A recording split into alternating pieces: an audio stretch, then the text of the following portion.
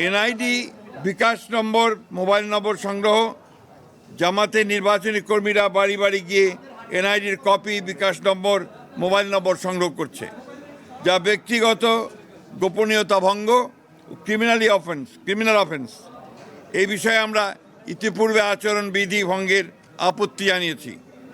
এই বিষয়ে জরুরি পদক্ষেপ গ্রহণ করা বলে আমরা প্রয়োজন বলে আমরা মনে করেছি এবং সেটা তাদের আহ্বান জানিয়েছি। লেভেল প্লেয়িং ফিল্ডে বাংলাদেশ জাতীয় দল বিএনপি আসন্ন জাতীয় সংসদ নির্বাচনে সুষ্ঠু, অবাধ, অংশগ্রহণমূলক, গ্রহণযোগ্য করার জন্য লেভেল প্লেয়িং ফিল্ডে বিশ্বাসী। এই জন্য আমাদের দলের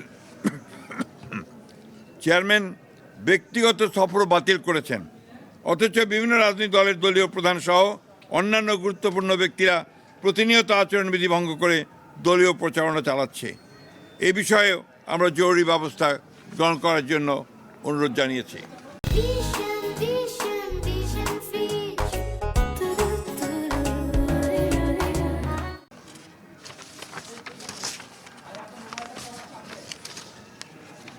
আরেকটি বিষয় যেটা আমরা অত্যন্ত গুরুত্বপূর্ণ মনে করেছি, ঢাকা মহানগরী এলাকার বিভিন্ন নির্বাচনী এলাকায় একটি রাজনৈতিক দল তাদের মনোনীত সমর্থিত প্রার্থীদের নির্বাচনে বিজয়ী করার অনৈতিক কূটকৌশল অবলম্বন করে ব্যাপক হারে দেশের ভিন্ন ভিন্ন এলাকা হতে ভোটার এলাকা পরিবর্তনপূর্বক ঢাকা মহানগর এলাকার ভোটার হিসাবে অন্তর্ভুক্ত হয়েছে।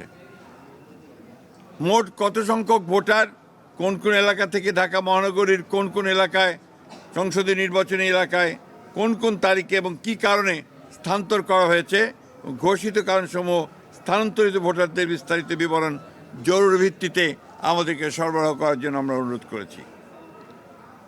বিভিন্ন নির্বাচনী এলাকার রিটার্নিং অফিসার, সহকারী রিটার্নিং অফিসার, পুলিশ সুপার, থানার ভারপ্রাপ্ত কর্মকর্তা সহ অন্যান্য কর্মকর্তাবৃন্দ একটি দলের পক্ষে কিছু ন্যাক্কারজনকভাবে কাজ করছে বলে আমরা অভিযোগ পেয়েছি।